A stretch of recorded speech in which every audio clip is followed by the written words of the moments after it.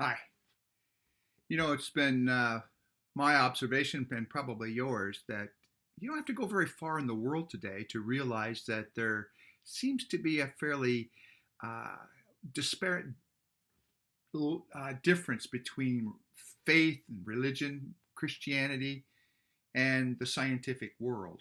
They seem to be at odds at almost everything from climate change to the way we view the habitat in which we live, in which we look at the universe as a whole. And there seems to be no connection between the two. Theology and science, are they doomed to be in conflict? Today I want to look at some things which will hopefully bring some answers and some encouragement to you. And to do that, we need to start off with a couple of basic statements from the scriptures to kind of set our ground here.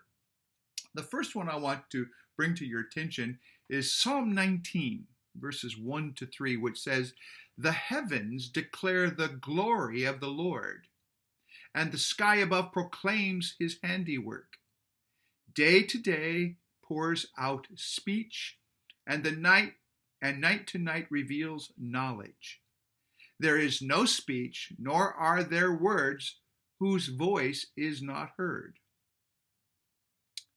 Now, while that may sound rather poetical, it is God's word, and it makes a statement about the cosmos that is profound. A second one, a passage, it comes from the very first three verses of the book of Genesis, which says, "In the beginning, God created the heavens and the earth.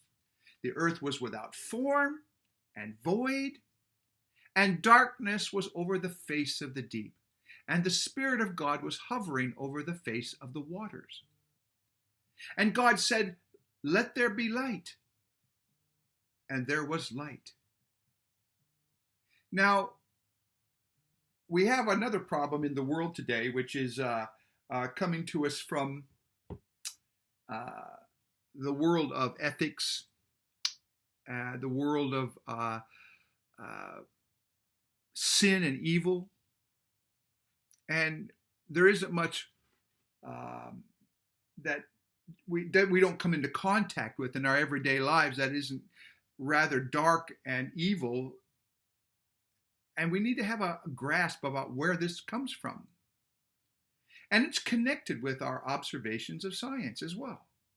Romans chapter 1, verses 18 to 23 are rather powerful.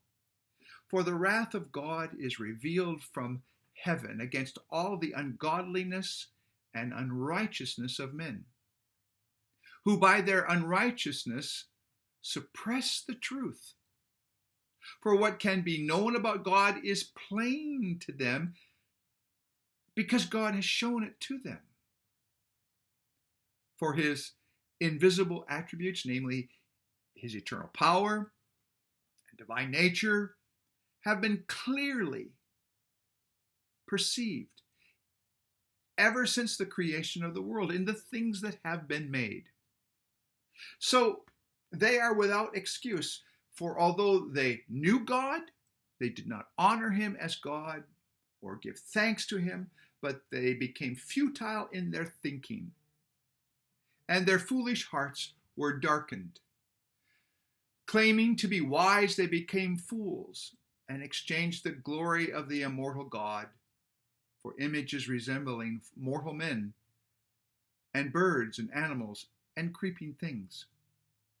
In this particular section of Scripture, we see that God makes clear that he has revealed himself to the universe and to mankind.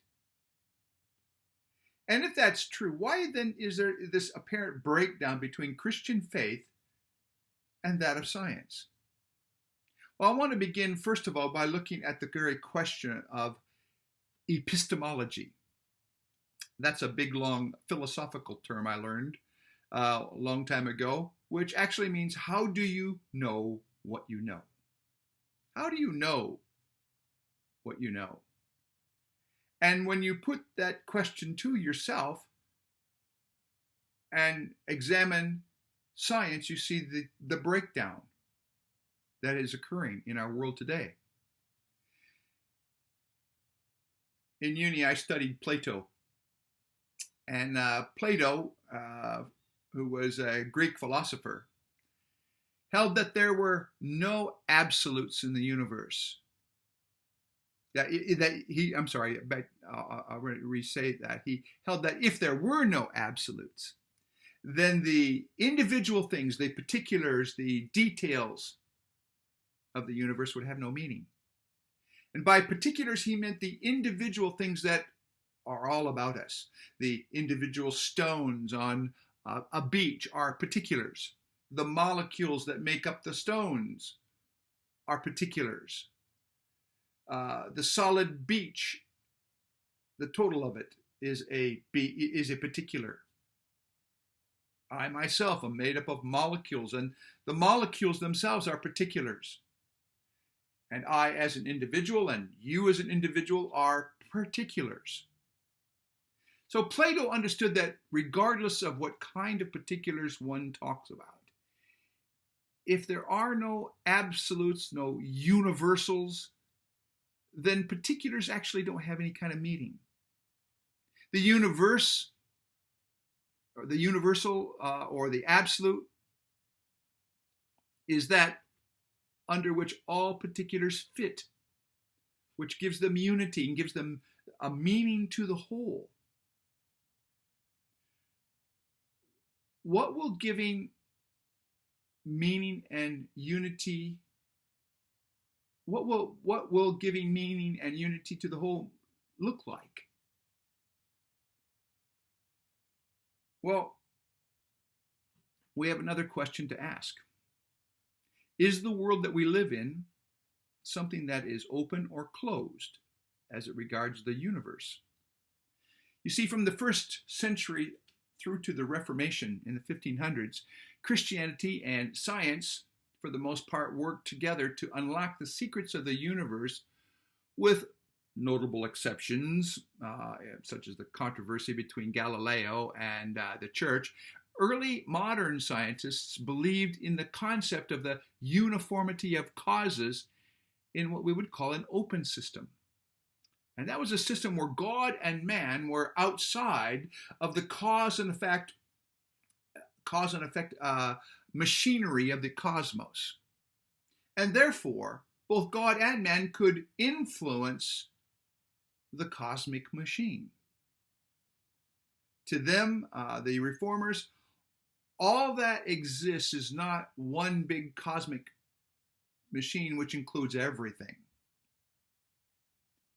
The shift from modern science to even what we would call more modern science was a shift from the concept of the uniformity of natural causes in an open system to the concept of uniformity of natural causes in a closed up system.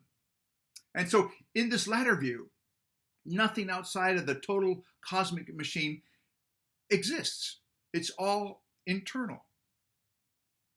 And so scientists in the 17th and 18th centuries continued to use the word God,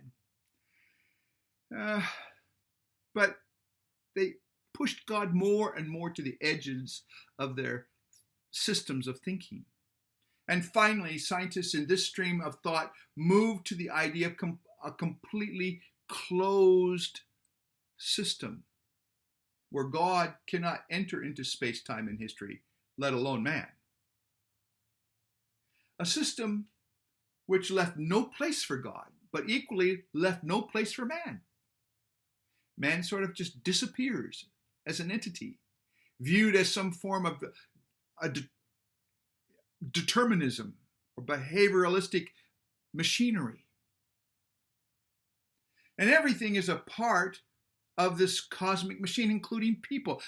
To say this another way, prior to the rise of really modern science, that is naturalistic science, and or we might call it materialistic science, the laws of cause and effect were applied to physics and astronomy and chemistry. Today, the mechanical cause and effect perspective pushes on into the fields of psychology, and sociology. Critical race theory and intersectionality are the new sciences on the block of this closed universe. When we think about science in its purest forms, we want to talk about the scientific explanation. It is that which answers the question, why? Even the question why is a bit ambiguous because it may be a request for either a reason or an explanation.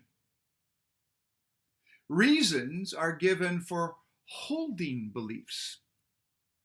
For example, giving reasons for believing that the world is round or pear-shaped. Explanations are given for what occurs or is already the case. For example, explaining why earthquakes occur or that carbon monoxide is poisonous. These are scientific explanations, and then even the word explain can be used in other ways.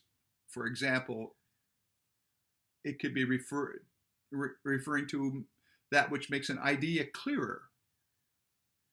Now, one may have reasons for believing certain things, and these reasons may also be explanations for believing them. For example, when one wants to believe what is true. On the other hand, one may give reasons why, for example, God exists or that a certain kind of act is wrong. One may justify his beliefs. And this is a logical matter, whereas the explanation of his beliefs about God or morality, for example, the psychological question, is something quite different. It's something else. One may, for example, have had certain experiences or needs that caused a belief. And this would explain the belief. Explanations have to do with causes. So scientific explanations are scientific laws, hypotheses, or theories. The laws, the hypothesis, the theories are the explanation. An event is explained when it is brought under a law, a hypothesis, or theory. The covering law model of scientific explanation, as Hempel explained it, would go like this. One, all copper conducts electricity. That's your explanation, okay? Then, number two, this particular substance is copper. And thirdly, this substance conducts electricity, the thing to be explained. The statement about what is explained is deduced from the explanation. For example, all the premises together, of which at least one is a generalization, a scientific law, a hypothesis or theory. If part of the explanation is only probably true, then the explanation is probable. The generalization doesn't have to be empirical. It may be logical, as, for example, one person can't be in two places at the same time. In this case, the explanation is logical rather than empirical or scientific. A scientific explanation must have predictive value. For example, it must be able to explain events other than the one it is invoked to explain, and therefore be able to predict the occurrence of these events. So, with this understanding of scientific explanation, I want us to look at the Bible about the creational accounts of the universe. When we talk about the creation accounts coming from the Bible, the scriptures of the Old and New Testament, there was this guy who lived in 1650, the Anglican bishop James Ussher. James Ussher sat down and he counted all the begats in the Bible and calculated the age of the earth based on the number of generations recorded between Adam and Jesus. The earth, in his estimation, was about 5,654 years old at that particular date, on Sunday, October 23rd, 4,004 years before the birth of Christ. How's that for exactness? We don't take that too much to heart these days, but we live in a world that assumes the truth and the fact of evolution, which some say is still only an unproven theory, and I'm not here to debate that today. Suffice it to say that for Christians, God did create us and all of creation.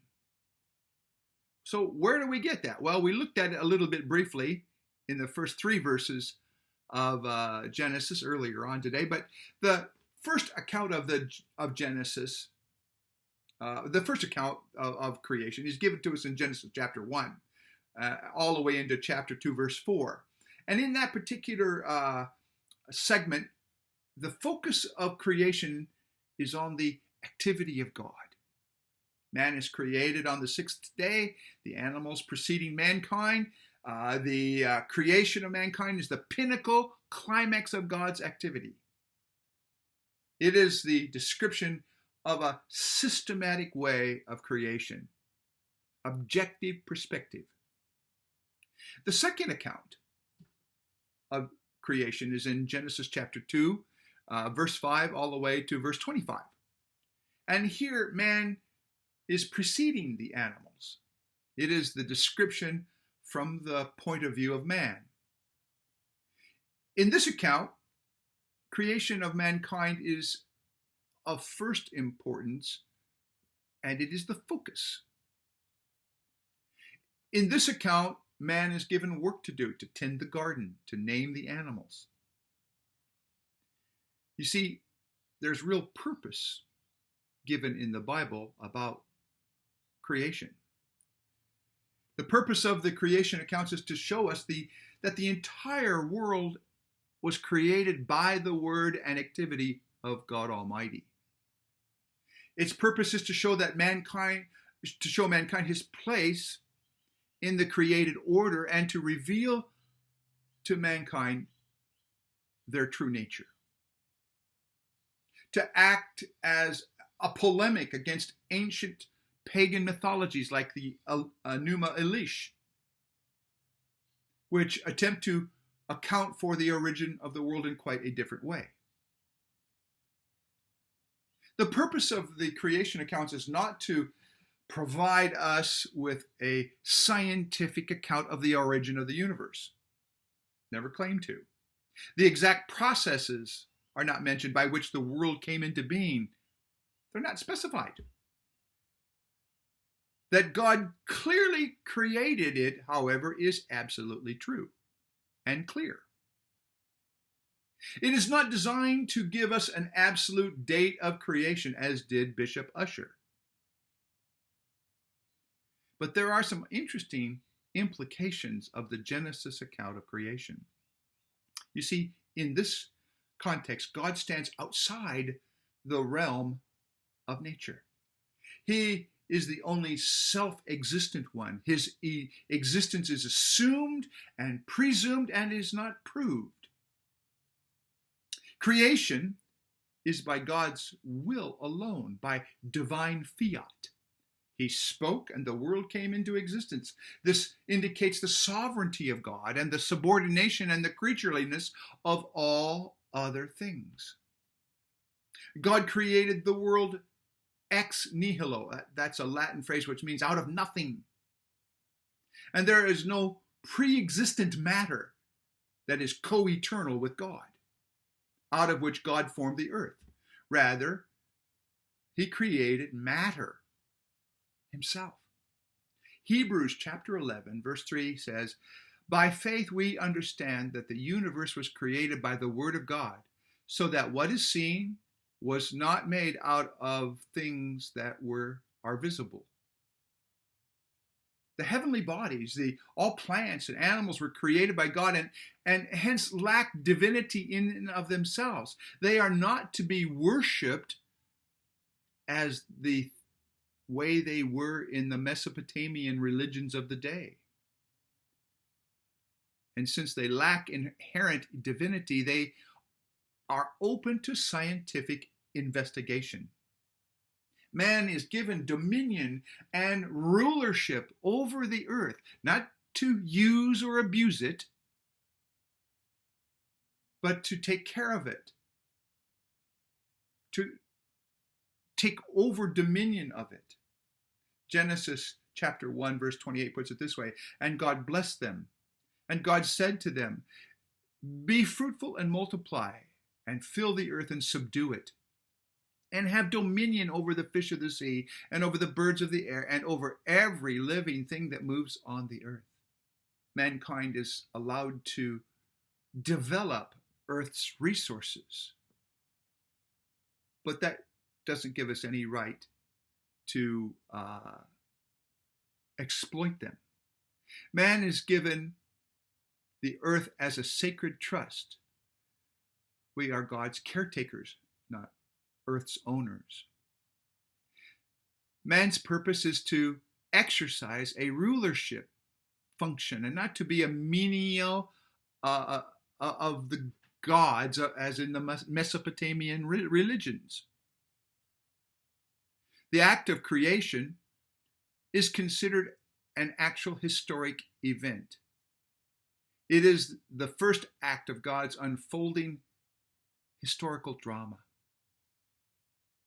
The world was originally created good, and God saw that it was good,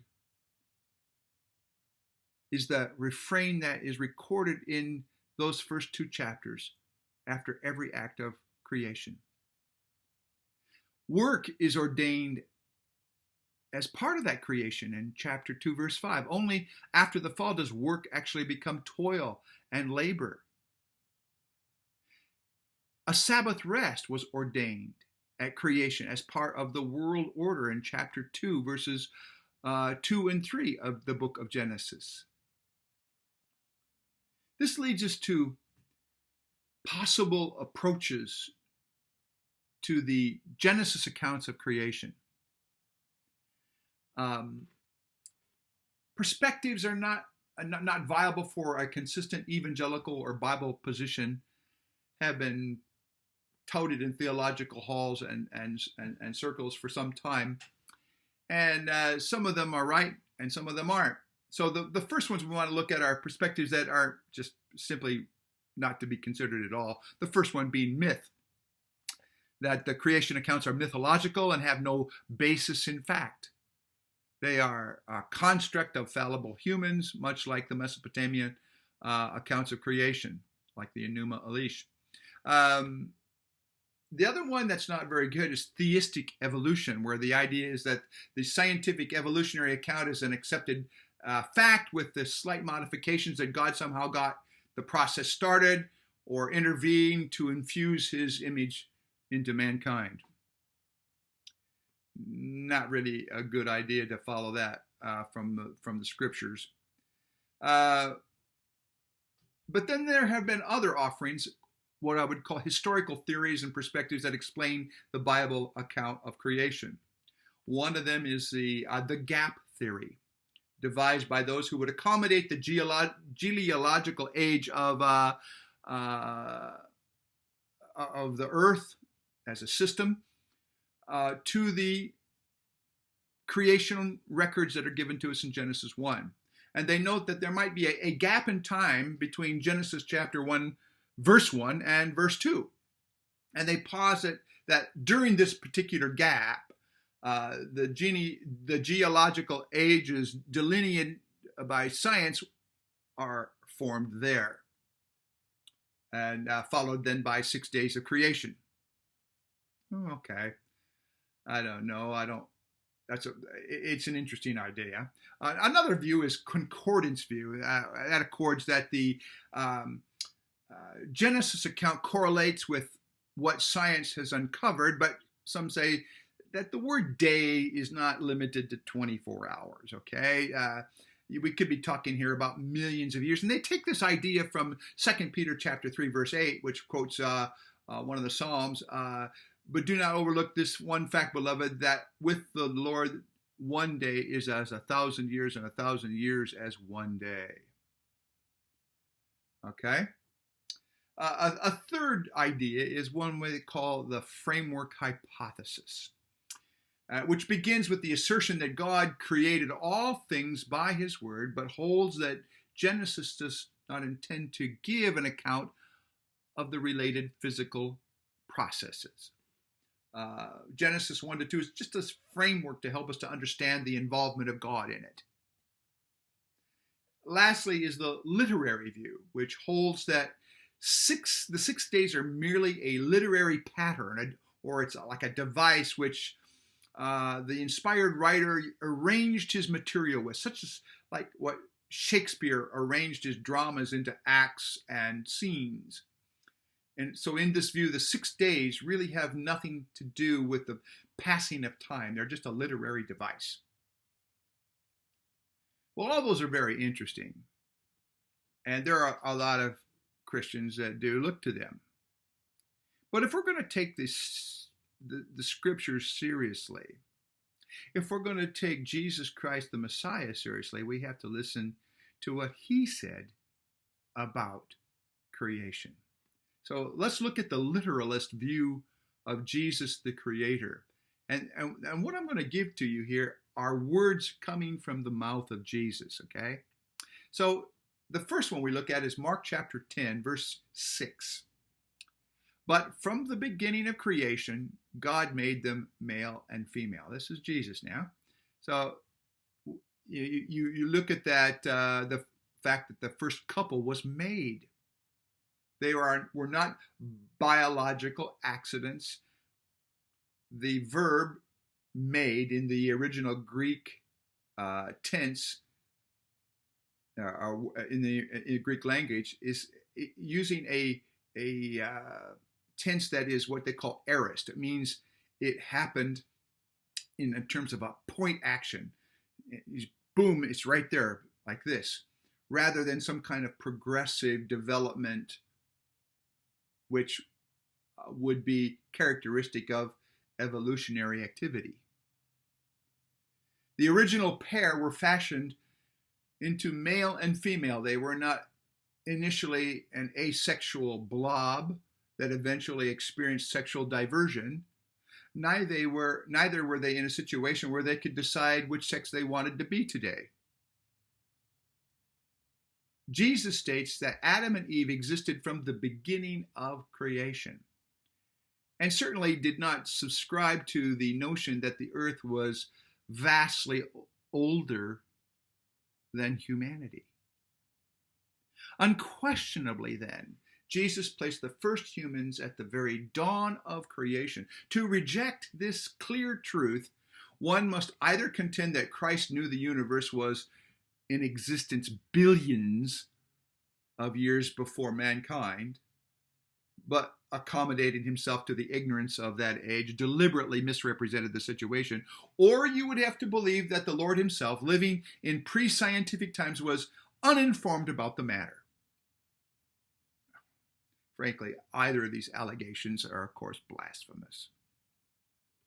In Luke chapter 11, verses 45 to 52, the Lord rebuked the rebellious Jews of his day and foretold the horrible destruction that would come upon them. He charged them with following the footsteps of their ancestors, and so then he announced in verse 50 of chapter 11 of Luke, so that the blood of all the prophets shed from the foundation of the world may be charged against this generation. Now, the point not to be missed here is that Jesus placed the murder of Abel back near the foundation of the world. Abel's death occurred some years before after the creation, but was close enough to that creation for Jesus to state that it was associated with the beginning of the world. If the world came into existence several billion years before creation of mankind, how could the shedding of human blood be declared to have occurred at the foundation of the world? I ask you. John chapter 8, verse 44 says, you are of your father the devil, and your will is to do your father's desires. He was a murderer from the beginning and does not stand in the truth because there is no truth in him. When he lies, he speaks out of his own character, for he is a liar and the father of liars. And so Christ referred to the devil, who was the murderer from the beginning. Again, the Lord's testimony is not suspect here. He was there. Matthew chapter 19, the account is given of the Pharisees attempting to set the Lord against the law of Moses by inquiring about his position on marriage, divorce, and remarriage. And in answering them, in verse 5, he says, he asserts the permanence of the marriage bond by quoting Genesis chapter 2, verse 24. Therefore, a man shall leave his father and his mother and hold fast to his wife, and they shall become one flesh. Now, in appealing to the creation of man and woman, as is detailed in Genesis chapter 2, the Lord made it very clear that he accepted that account as both factual and historical. And so in doing that, you've got the basis of the New Testament doctrine of marriage, divorce, and remarriage. And it's not uncommon to hear those who are anxious to compromise the Bible record of creation of Genesis chapters 1 and 2 being different from each other, even contradictory. And yet, Jesus didn't accept them as such. He says in Matthew chapter 19, verses 4 to 5, have you not read that he who created them from the beginning made them male and female, and said, therefore a man shall leave his father and his mother and hold fast to his wife, and the two shall become one flesh. And he tied the two together and used them to teach the people of the day. Those come from two different places, you see. Genesis chapter 1:27 says, for so God created man in his own image. In the image of God he created him. Male and female he created them. And then again in chapter 2, verse 24, therefore man shall leave his father and mother and hold fast to his wife, and the two will become one flesh. So Jesus combines them together when he speaks in the passages we just read. Then you have John chapter 8, verse 44. You are of your father the devil, and your will is to do your father's desires. He was a murderer from the beginning and does not stand in the truth because there is no truth in him. When he lies, he speaks out of his own character, for he is a liar and the father of liars. Jesus called Satan the father of lies, in what is a clear reference to the falsehood that he told Eve in Genesis chapter 3, verses 4 to 5. So Jesus also placed his imprimatur on the account of the fall of mankind in the Garden of Eden. Mark chapter 2, verse 28 says, so the Son of Man is the Lord even of the Sabbath.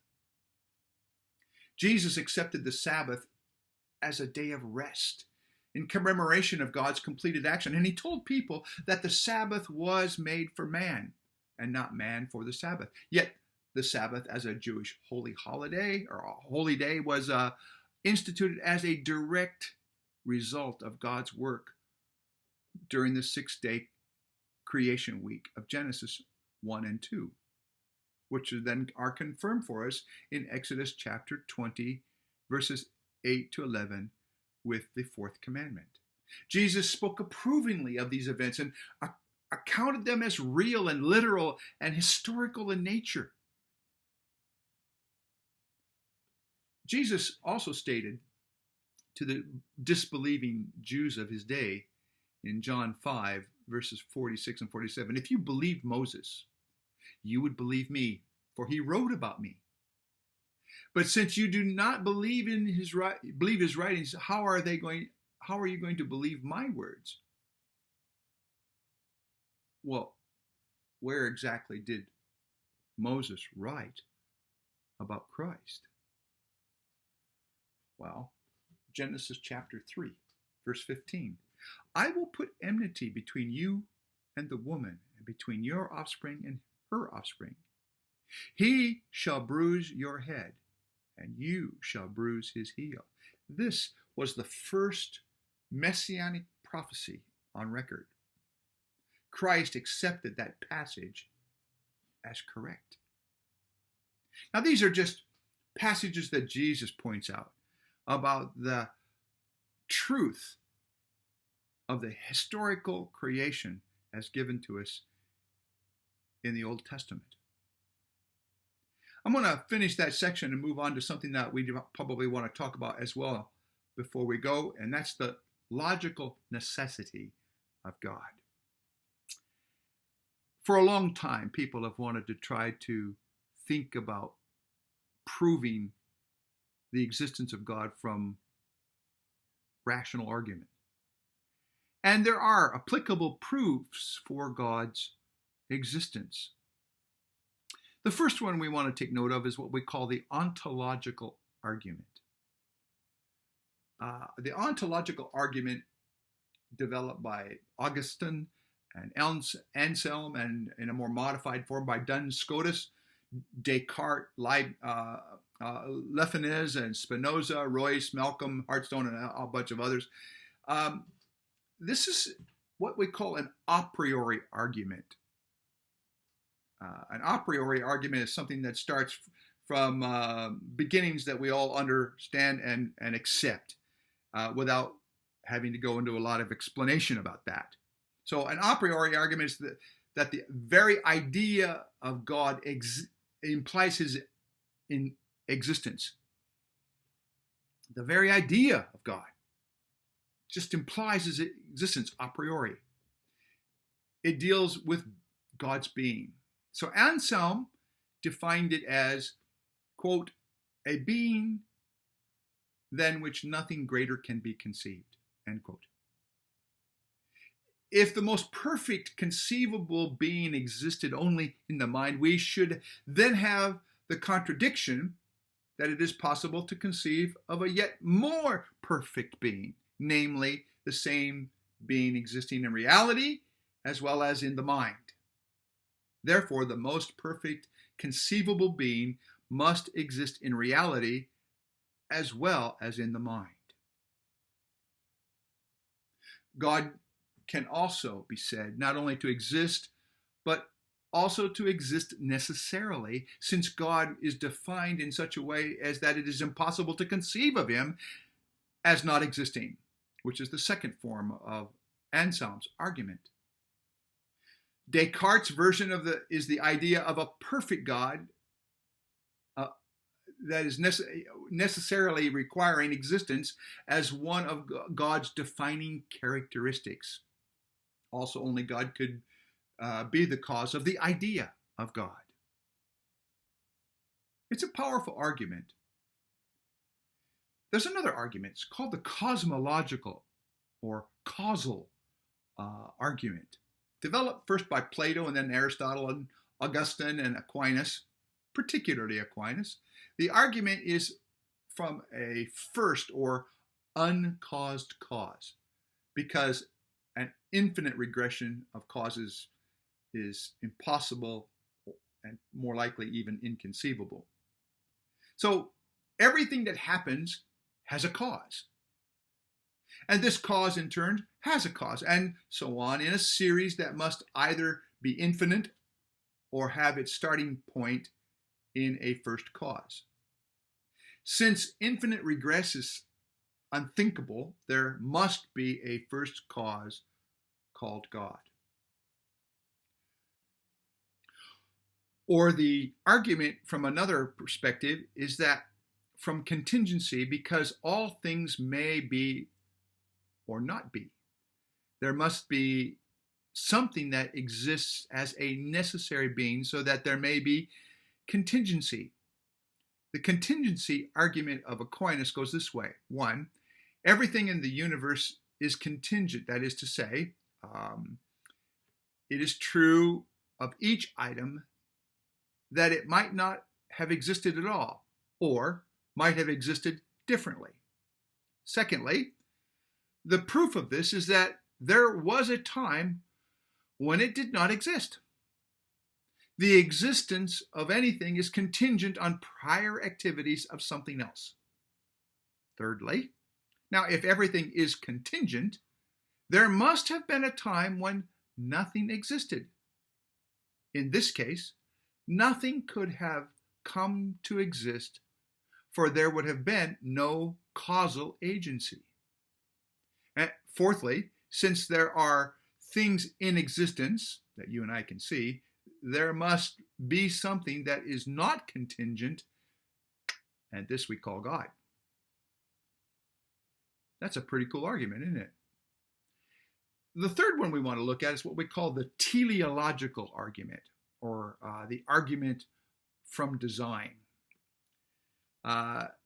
Certain entities within the universe are parts of a whole that is only complete with all of its parts. The whole can do more than just the parts. And this argues from a specific fact towards purposiveness. For example, parts of some beings function so as to achieve a higher purpose or goal or end, which is why they use the word teleological, because in the original language of Greek, telos is that word about the end.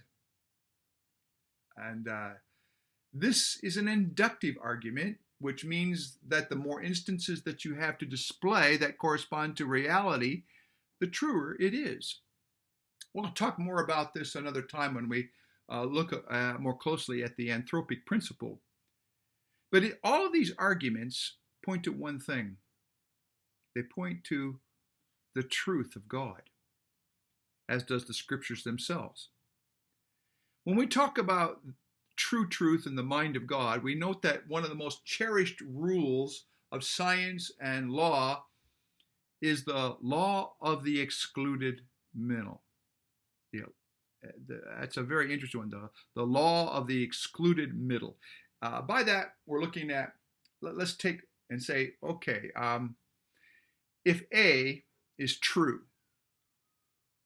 well then, not A, its complete opposite, is false, yes? If A is true, then not A is false. In other words, they both can't be true. Neither is there anything in the middle or halfway along the line. It's either true or false. In this day and age of postmodern thinking, people seem to dip into systems of thinking that violate this very real concept of logical thinking. They say ridiculous things like, well, you know, the truth is out there somewhere. We don't know where. More to the point, we don't care. People say that truth is relative. It's changing. It's evolving. And this was, of course, brought about by Hegel and his dialectical thinking process, where you had a system where you had something that's true and something that's false. Let's meet in the middle and call that the new truth, of which there is an opposite falsehood, and it rises to a higher level. You move to the middle and you just keep moving up into the middle. It's relative. It's the father of relativism today in our culture and society. People say that everyone has their own truth and that they're right, even if it is diametrically opposed to what you yourself believe and know and understand. A person who calls themselves, a man who calls himself a woman, or a woman who calls herself a man,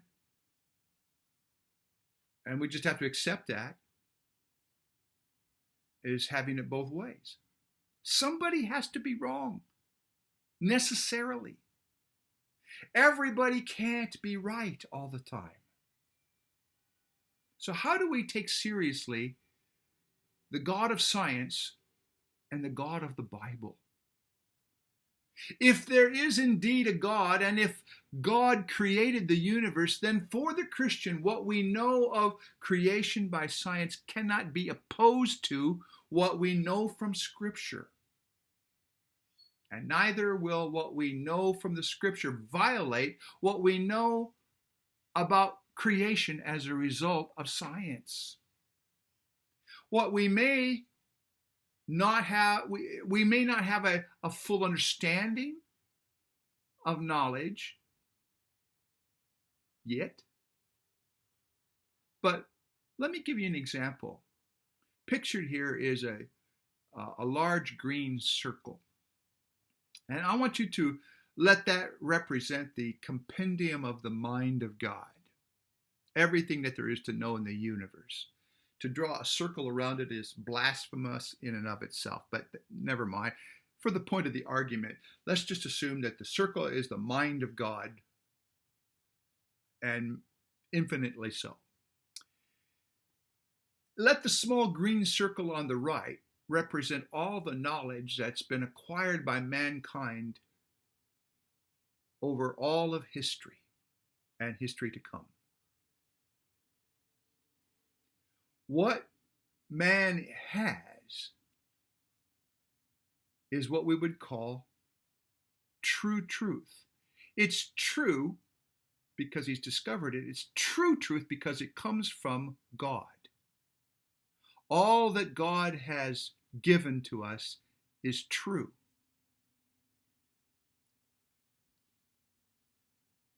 Michael Fuller, in his book Atoms and Icons, put it this way, quote, instead of thinking of knowledge and belief as utterly different things,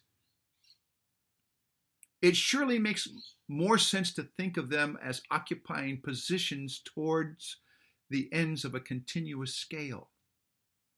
Science tends to yield us information that is near to the, quote, knowledge end of the scale, and theology tends to yield us information that is near to the belief end of the scale. But in fact, they are elements of knowledge. There are elements of knowledge in theological statements and elements of belief in scientific statements. Both knowledge and belief are inevitably involved all the time in all human inquiries. Scientists are, to a certain extent, necessarily believers, and believers are, to some extent, necessarily scientists, in that there is a knowledge component to the faith they profess. And so the Swiss psychologist C.J. Jung was once asked in an interview if he believed in God, and he famously replied, "I don't believe, I know." The blurring of the conventional distinction between belief and knowledge implied by this statement, I would suggest, is only right and proper, end quote. Albert Einstein said, "Science without religion is lame. Religion without science is blind." And so methods of science and of faith are things that overlap. We have and we participate in and we experience these things in relation to each other. Common experiences which can be explored and studied by scientific means, as well as researched and examined through the exercise of our faith. I hope you've enjoyed learning some of these things. I'm Scott Krieger, and this is My Moment in the Sun.